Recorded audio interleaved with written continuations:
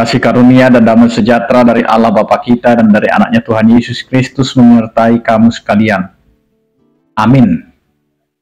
Bapak, Ibu, dan saudara-saudara yang dikasihi oleh Tuhan kita Yesus Kristus dimanapun kita berada, mengawali setiap aktivitas kita, marilah kita mempersiapkan hati pikiran kita mendengarkan firman Tuhan yang tertulis dalam kitab Yehezkiel pasal 36 ayat 27, demikianlah dikatakan.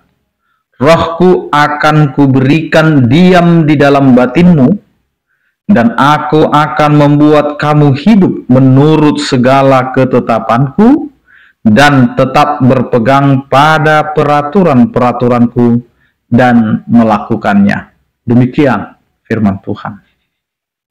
Bapak, Ibu, dan saudara-saudara yang dikasihi oleh Tuhan kita Yesus Kristus, pengenalan kita kepada Allah yang adalah pencipta segala sesuatu, termasuk menciptakan kita sebagai manusia. Maka kita sebagai manusia yang adalah ciptaan, maka kita harus menyadari bahwa di dalam setiap kehidupan kita ini, kita tidak dapat melakukan apa-apa tanpa Tuhan ada beserta kita. Karena itu Bapak, Ibu, dan saudara-saudara, firman Tuhan hari ini mau menjelaskan kepada kita bahwa yang pertama, Allah memberikan rohnya diam dalam batin kita. Allah memberikan rohnya diam di dalam batin kita. Maka roh Allah ada di dalam diri kita. Kalau roh Allah ada di dalam diri kita, maka hendaknya kehidupan kita digerakkan oleh roh Allah. Bukan roh keinginan daging kita. Bukan roh keinginan hawa nafsu kita. Yang terjadi di dalam kehidupan kita seringkali itu adalah hawa nafsu dan keinginan daging kita, sehingga roh yang ada di dalam diri kita, yaitu roh Allah itu, akhirnya terhimpit oleh keinginan-keinginan daging kita. Karena itu Bapak, Ibu, dan saudara-saudara yang dikasihi oleh Tuhan kita Yesus Kristus, sadarilah bahwa sesungguhnya batin kita itu, hati nurani kita itu memberontak dalam diri kita ketika kita tidak seturut dengan kehendak Allah. Maka kita bisa saja mengalami suatu pertentangan antara raga dan jiwa kita. Kita seringkali di dalam kehidupan kita tidak menyadari bahwa di dalam kehidupan kita ini kita diberikan warning atau peringatan, sehingga tidak ada celah sesungguhnya untuk kita menyeleweng dari kehendak Allah. Karena roh Allah sudah diberikan diam di dalam batin kita. Maka apapun pekerjaan kita, apapun yang mau kita jalani dalam kehidupan kita, sesungguhnya kita harus waspada dan berhati-hati. Karena Allah sendiri mengingatkan kita, hiduplah dalam takut akan Tuhan, karena dengan takut akan Tuhan kita akan menerima begitu banyak pengetahuan, begitu banyak pembelajaran.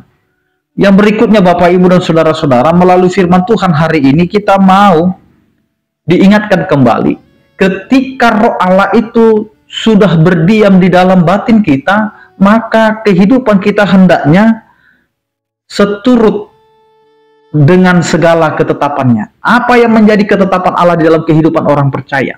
Hidup seorang orang percaya itu harus mengikuti teladan Kristus.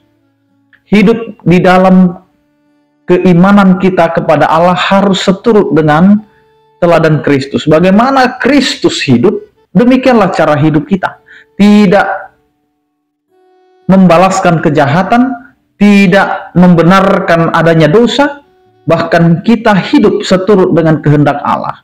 Maka hidup kita haruslah tetap berpegang teguh kepada ketetapan Allah.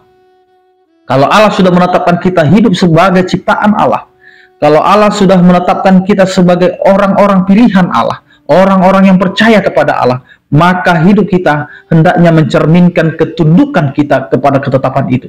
Jangan lagi menyeleweng ke kiri ke kanan. Jangan lagi menjadi orang-orang Kristen yang hanya slogan saja sebagai pengikut Kristus, tetapi kita sendiri sering melakukan yang tidak sesuai dengan ketetapan Allah. Yang ketiga Bapak, Ibu, dan saudara-saudara, apa yang mau dikatakan melalui firman Tuhan ini? berpegang pada peraturan-peraturannya, serta melakukan peraturan-peraturan apa yang dibuat di dalam kehidupan kita. Sebagai orang percaya, kehidupan kita adalah kehidupan untuk memuji memuliakan nama Tuhan. Dari apa kita bisa disebut dengan memuji memuliakan nama Tuhan? Dengan melakukan segala ketetapan Allah. Jika Allah berkata, ampunilah setiap kesalahan saudaramu, maka belajarlah untuk mengampuni. Jangan membalaskan kejahatan dengan kejahatan, maka lakukanlah itu. Jika Allah mengatakan kasihilah sesamamu dan doakanlah musuhmu, maka kita juga harus melakukannya. Karena hidup kita ini adalah hidup untuk kemuliaan bagi nama Tuhan. Karena itu Bapak, Ibu, dan saudara-saudara, sebagai orang beriman, sebagai orang percaya, jangan bangga dengan identitas sebagai pengikut Kristus. Kalau itu hanya sebagai slogan saja, hanya sebagai identitas semata saja.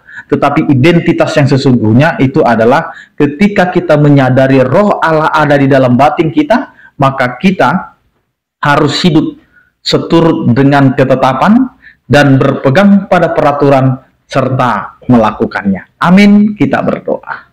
Terima kasih Tuhan, Engkau adalah Allah yang selalu mengingatkan kami di dalam setiap kehidupan kami, karena Engkau telah memberikan kepada kami roh-Mu berdiam dalam batin kami. Maka biarlah Tuhan, ketika kami menjalani setiap kehidupan kami, semuanya itu seturut dengan kehendak-Mu. Jangan biarkan kami Tuhan melakukan yang hanya seturut dengan kedagingan kami, seturut dengan hawa nafsu kami, tetapi ajari kami untuk mencari apakah kehendak-Mu di dalam kehidupan kami.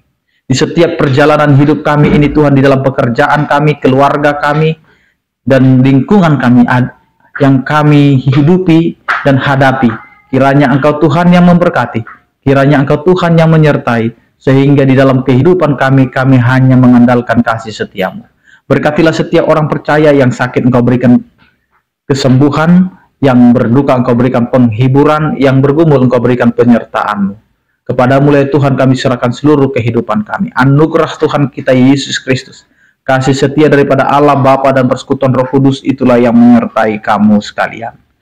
Amin. Selamat beraktivitas, tetap menjaga kesehatan. Salam sehat dari kami, Tuhan Yesus memberkati. Horas.